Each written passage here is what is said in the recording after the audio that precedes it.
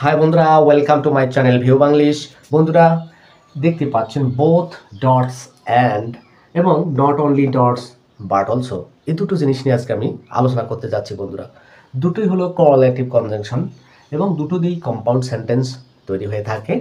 তবে বন্ধুরা, এই বোথ ডটস অ্যান্ড দ্বারা এফার্মেটিভ বাক্য অর্থাৎ হাবোধক বাক্য তৈরি হয়, are not only but also দিয়ে নেগেটিভ হয়। অর্থাৎ বোথ অ্যান্ড যেখানে থাকে সেই স্থলে বোথের স্থলে নট অনলি এবং অ্যান্ডের স্থলে বাট অলসো বসালেই নেগেটিভ।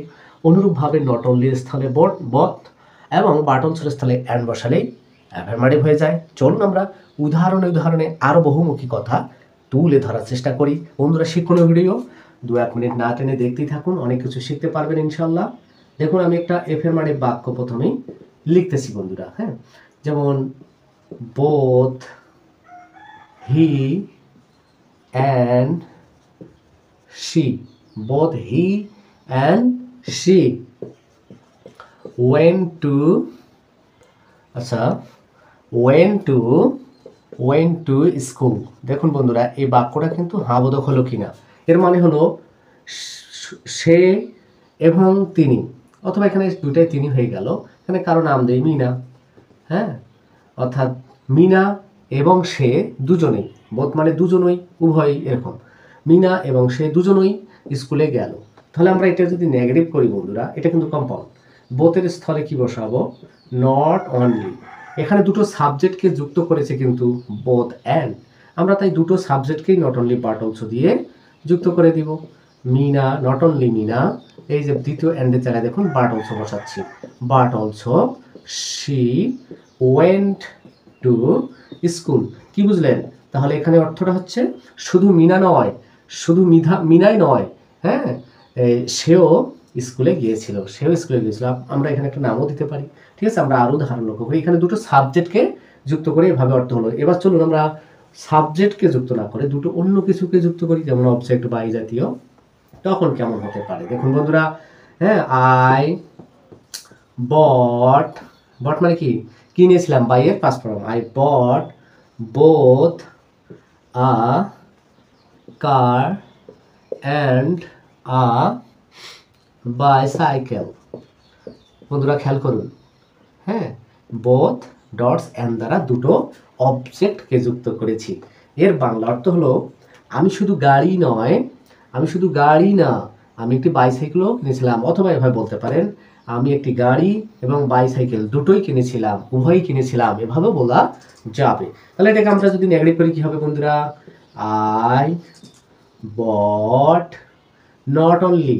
কেন নট অনলি? এই যে বোথের স্থলে নট অনলি, শুধুমাত্র নয়, নট অনলি আ কার, মানে আমি শুধুমাত্র একটি গাড়ি কিনেছিলাম না, বাট অলসো, এই পাশে আসি, বাট অলসো আ বাইসাইকেল।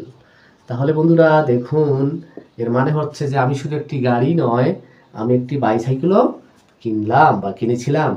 তাহলে বন্ধুরা এইখানে লক্ষ্য করুন, এগুলো কিন্তু গ্যাপ ফিলিং হিসেবেও ব্যবহার হতে পারে। আপনি যখন এই পাশে বোধ দেখবেন আর এই পাশে গ্যাপ যাবে, তাহলে এটা কিন্তু অ্যান্ড দ্বারা পরিপূর্ণ হবে, তাই না? বা এটা কানেক্টার্স অ্যান্ড লিঙ্কার্স হিসাবে ব্যবহার হতে পারে। কানেক্টার্স লিঙ্কার্স থাকে 9, 10 বা অন্য ক্লাসে। কানেক্টার্স বা লিঙ্কার্স, দেখুন অ্যান্ড বসলো, কিভাবে চিনলাম যে বোথ অ্যান্ডের ব্যবহার আছে? বোথ অ্যান্ডের ব্যবহার আছে কৌশল, দুপাশে দুটো জিনিস, দুপাশে দুটো শব্দ, দুপাশে দুটো ক্লোজকে ভাবে যুক্ত করতে পারে। এখানেও দেখুন নট অনলি বাট অলসো, ঠিক তাই। এগুলো বন্ধুরা লিঙ্কার্স অ্যান্ড কানেক্টরস, এগুলো গ্যাপ ফিলিং, এগুলো কনজাংশন, এগুলো অ্যাডভার্ব, হ্যাঁ, এগুলোই বন্ধুরা সেন্টেন্স চেঞ্জিং, এগুলো কমপ্লিটিং সেন্টেন্সও হতে পারে। যেমন যেমন দেখুন অ্যান্ড থেকে বাকি অংশ দেয়নি। অথবা এখানে আই বট নট অনলি আকার, বাট থেকে পাশে আর দেয়নি। হ্যাঁ, তাহলে এই ধরনের স্ট্রাকচার চোখে পড়লে এগুলো কমপ্লিটিং সেন্টেন্স চাইতে পারে।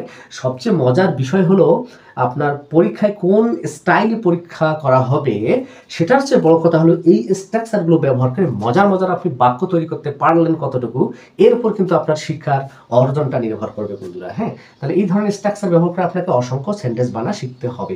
হ্যাঁ, আমি দুটো সেন্টেন্স আপনাদেরকে দিচ্ছি, আমাকে ইংরেজি করে কমেন্ট বক্সে জানাবেন। যেমন আমি লিখলাম যে আমি বই এবং খাতা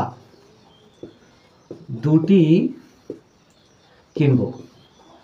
দেখুন আপনারা বন্ধুরা যারা দেখছেন এই সেন্টেন্সটা ইংরেজি করে দেখাবেন। আর একটা সেন্টেন্স, সে শুধুমাত্র ছাত্র নয়, সে একজন ভালো গায়ক বটে। তাহলে দেখুন বন্ধুরা, দুটো স্ট্রাকচারের, এই স্ট্রাকচার একটা উদাহরণ, এই স্ট্রাকচার একটা উদাহরণ, আপনারা কমেন্ট বক্সে লিখে প্র্যাকটিস করতে পারেন। এছাড়াও যদি কারো অভিজ্ঞতা আরও ভালো থাকে, আরও মোর প্র্যাকটিস করতে চান, অসংখ্য বাক্য এক্সাম্পল কমেন্ট বক্সে ভরপুর করে দিবেন, তাহলে আপনার কমেন্ট বক্স থেকেই অসংখ্য ভাই বোনেরা অনেক বাক্য শিখে ফেলবেন। এভাবেই চলুক না, প্র্যাকটিস অ্যান্ড প্র্যাকটিস। নিয়মটা যতটুকু না জানলাম তার চেয়ে অনেক বেশি যদি প্র্যাকটিস করে নিজেই অনেক সেন্টেন্স বানাতে পারেন, তাহলেই এই স্ট্রাকচার, এই স্টাইলের সার্থকতা বন্ধুরা, আর এই শিক্ষার সার্থকতা, এই ভিডিওরও সার্থকতা। বন্ধুরা, যদি ভিডিওটা শিক্ষণীয় মনে হয় তাহলে অবশ্যই আপনার টাইম লাইনে বা আপনার চারপাশে শেয়ার করে ছড়িয়ে দেবেন, সবাইকে দেখার শেখার সুযোগ করে দেবেন। আর ভিডিওটি কেমন লাগলো তা অবশ্যই মূল্যায়ন করে একটি মূল্যবান কমেন্ট রেখে যাবেন। আর এই বাক্য দুটিও অবশ্যই একটু প্র্যাকটিস করার কমেন্ট করবেন। বন্ধুরা, সবাইকে ধন্যবাদ জানিয়ে অন্য কোনো ভিডিওতে দেখা হবে। ততক্ষণ ভালো থাকবেন সবাই। বাই বাই, লাভ ইউ, আল্লাহ হাফেজ।